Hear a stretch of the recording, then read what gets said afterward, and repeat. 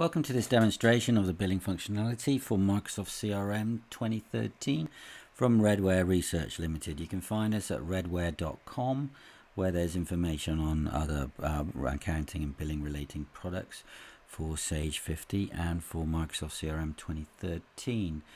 We're demonstrating here the functionality interfacing with Sage 50 accounting. Very soon we'll have a completely independent billing system for Microsoft CRM 2013 only, which is suitable for all businesses in all countries. Now let's have a look. The design principle behind the billing is a table called a transaction table, which we'll see in a minute. It's a simple flat file table. Imagine an Excel spreadsheet with one line for each invoice item that you want to create. And the idea is that you define your own billing processes, and there are billing events that occur, and you create simple workflow from your own entities, whatever they might be, to add records into this transaction table. So for example, if you're a lawyer, you could create a little billing record each time you do some work for a customer, a manufacturer each time an item's added to a job bag, and so on and so forth. What we're going to do here, if we imagine we've got a new, we're just on the phone to a customer, and we don't want to go through the whole burden of creating sales order for a transaction. So what we've done is, against this AAA Limited, we have a workflow that's going to run, and it's going to invoice a one-off introductory magazine subscription, and it's going to add that record into the transaction table.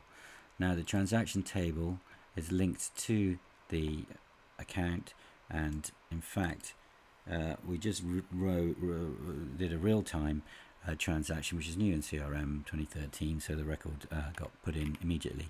As you can see, there's a very simple structure here. We just have the account, the status, which will tell me to upload this straight away. Sometimes you might want to save that for the end of the month. A description that's going to go onto the invoice, and currency, and a product, that's very important, and a quantity. So this item here is going to invoice £5.99 magazine subscription for AAA Limited. Now let's also imagine that we're going to set up a monthly transaction for these people. So if I go back to the company, and we have a sample table that we call a billing table, which you can use or just use as a template to create your own billing really against this thing. So we can have a monthly Top Gear subscription, and we'll start it on the 1st of December, and here on the 31st of December, and magazine, and it's going to be monthly, and we're going to charge $7.99.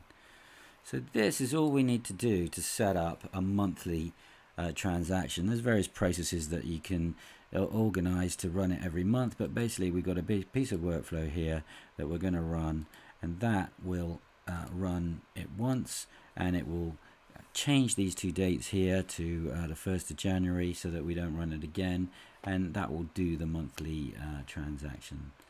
So if we wait a little bit for that to occur, we can just show you the what happens with the transactions.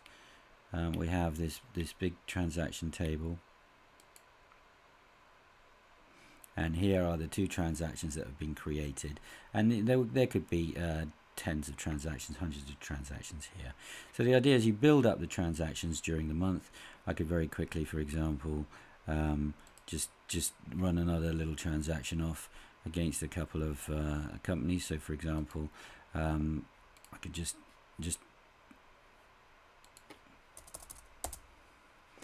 highlight these two.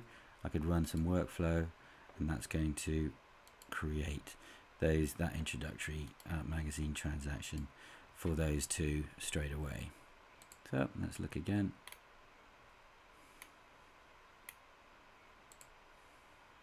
So there they are. We're going to invoice 4 transactions. Okay, but it's going to create 3 invoices.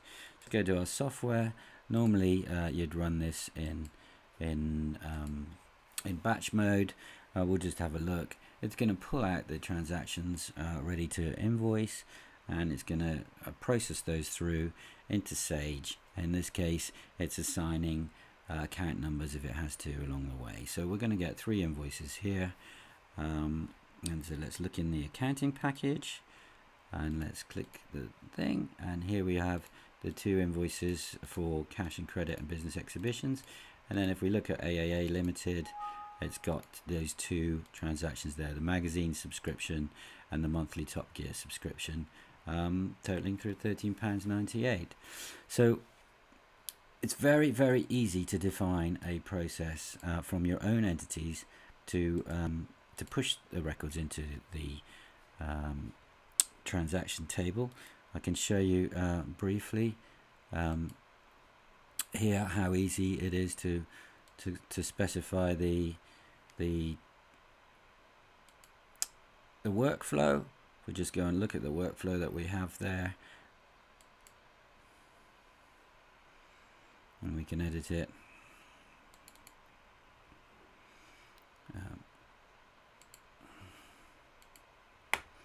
So the workflow is just a standard workflow, and here on the create transaction we're telling it to put the account number in, set the status, put a description, transaction type and amount, and that's all you need to do. Now, so the idea is that you can create this from any entity, and all you need to do is have a product and an amount that you're going to bill, and you can bill from timesheets, from job costing bags, from your own subscription table and so on. So in summary, once more, our philosophy is to have a transaction table that you build up yourself with simple workflow from your own entities, and once a month or more regularly, if you want to do your business, if you want to do daily invoicing, you set the appropriate status and that will invoice. In our new version that's coming out, that will be creating CRM invoices for you that you can then use to email out an invoice to your customers without and be completely independent of an accounting package. So please get in touch with us at redware.com if you're interested in billing with CRM 2013, and thank you for listening.